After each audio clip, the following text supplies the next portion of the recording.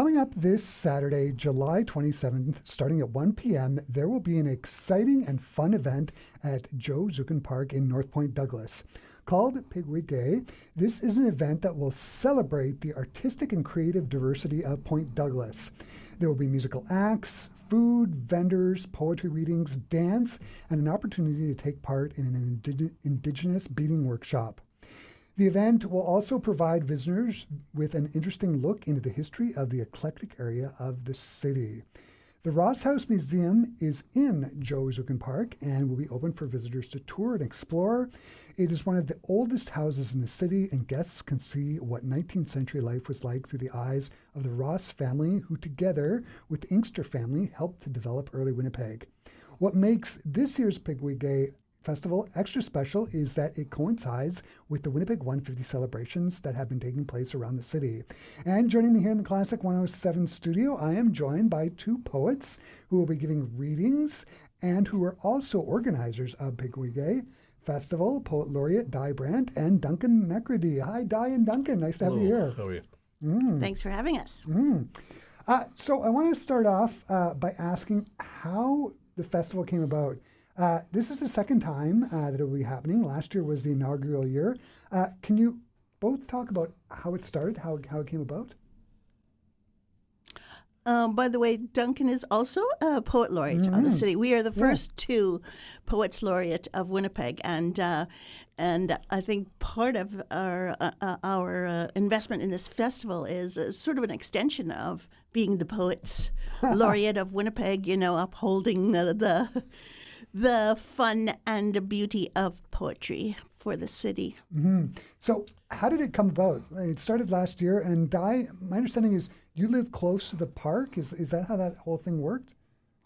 Joe Zukin Park is a very sweet little park. It has a poet statue in it, and it has this sweet little outdoor amphitheater and the sweet little Ross House Museum, and beautiful flower garden. And so if you have poets living close to a park that has poet statues and amphitheaters in it, it's sort of like a very automatic thing to go to trying to make some poetry things happen in that little theater.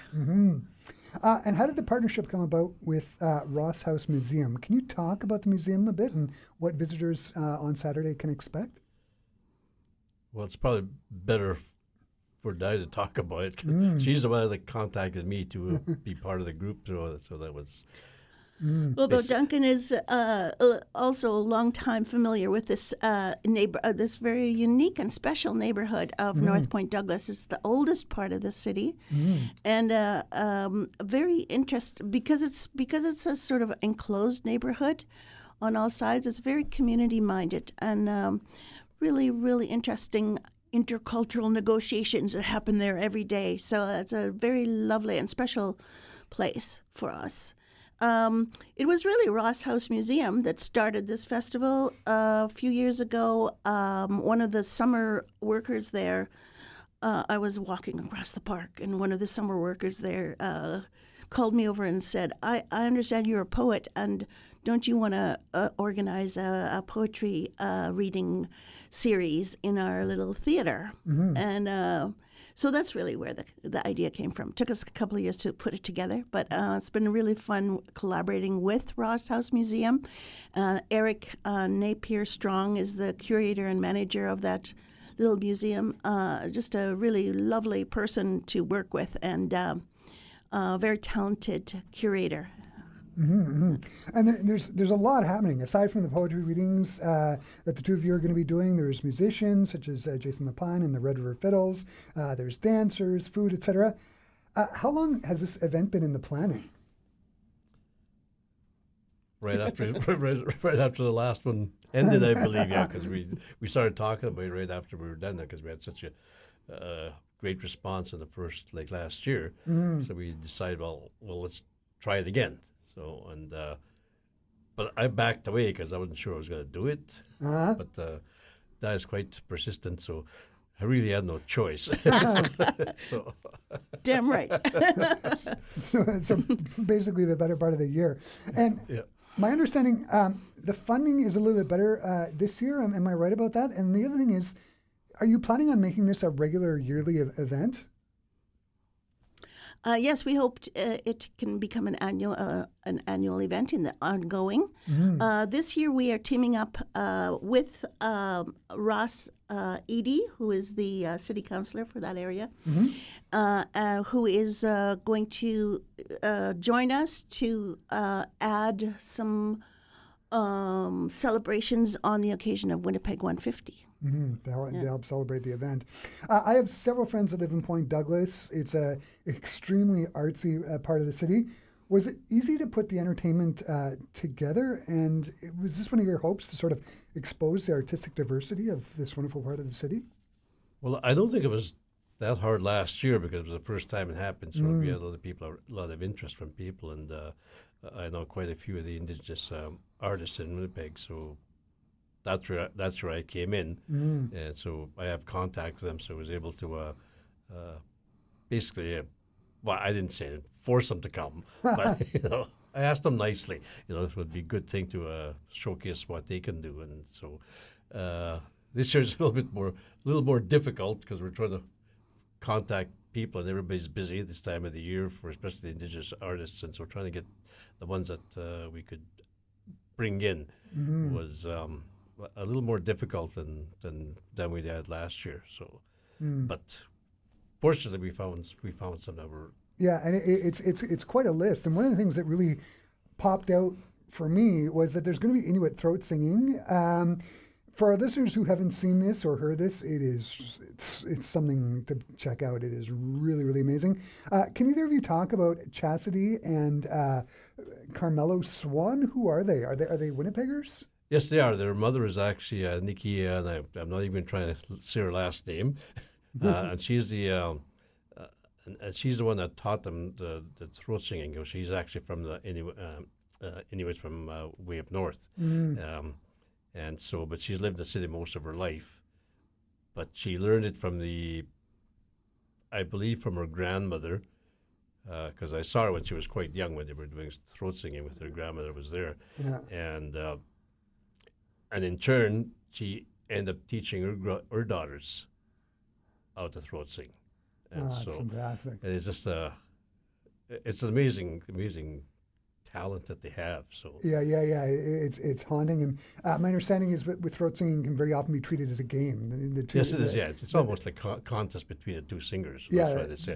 Yeah, they play off each other and try to outdo each other. The idea is to make the other one laugh. So. It's going to be great. And then one of the other things that really stuck out was the beading workshop. Who is Bronwyn Butterfield, and can you talk about that beading workshop a bit? I haven't been involved in organizing the beading workshop. Eric's been doing that through the museum. I'll just say that he is famous as a curator of beading exhibitions. Last year, the Ross House Museum teamed up with the Manitoba Crafts Museum, and they collected traditional beading pieces from all over Manitoba, and they had this most amazing exhibition at the Crafts Museum, and they involved many researchers trying to come up with the provenance of all those pieces, some of which were very old, and they had been in somebody's family, so they weren't publicly known. It was really wonderful. So it's one of his specialties. Yeah. Before I was prepping for the interview, I saw some of her beadwork, and it is it's spectacular. It should be a great workshop. I also have to say it is super rare to have two Winnipeg poet laureates here in the Classic 107 studio. Without giving away too much, can you talk about the poetry that you're going to be reading? Duncan, your book 215 came out in 2022. Are you going to be reading excerpts from that book? No, I started writing a piece years ago called "This City's Red," and it's basically just a little bit about Winnipeg, but it became a long piece, and I've been handing it on for the last few years.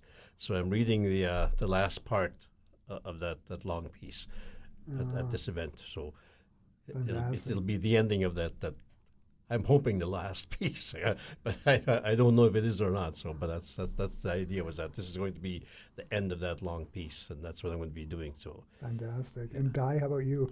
Yes, I'm going to read we are actually the MCs of the program, so we're just each reading our festival poem and then giving the program over to the invited performers, the guest performers. I'm going to be reading a poem that is set in North Point Douglas that I wrote for my friends in North Point Douglas. Some of them will recognize themselves in it. It's going to be great. What do you both hope people will take away from the festival? It sounds like just a wonderful way to get out and take in the sunshine and take in some fabulous art.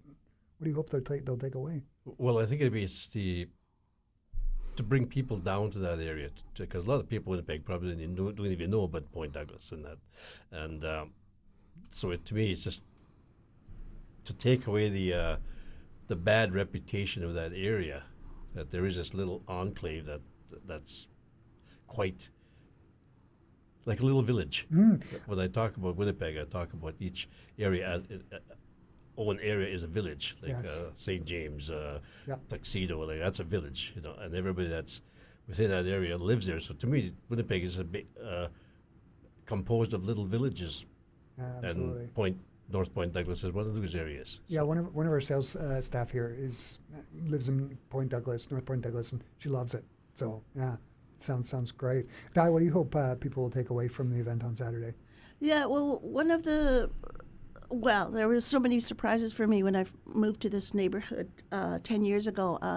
Delightful surprises. I'd heard all the bad press about that neighborhood, and just finding out how community-minded people are there and fun-loving, and that people have, a lot of the poor people there also have a great appreciation of the creative arts, and a lot of them don't have the means to go elsewhere, to partake in festivals elsewhere for poverty reasons, but they're still really appreciate it. And so, this is one of my ideas, is to bring it to them, bring it there, and to just help celebrate what is so lovely about that neighborhood, and a place where people can all talk to each other together. And for our listeners, it's completely free, right? It's completely free. Yes. Free food, book giveaways, a book raffle. Oh, that's fantastic. Yeah, sounds like a great way to spend Saturday afternoon. I'm going to wrap up the conversation by asking, what should people bring with them if they want to ensure they have a good time?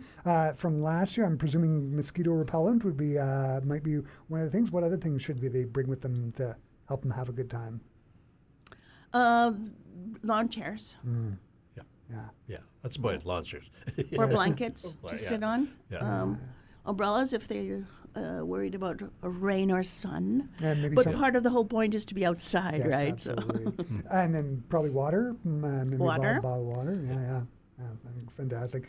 Di and Duncan, this has been really amazing to meet the both of you today. All the best this Saturday. It sounds like a great way to get outside and take in the cultural diversity and history in North Point Douglas. Thanks so much for taking the time to stop by and talk to me today. It's been wonderful. Okay, thanks for inviting us.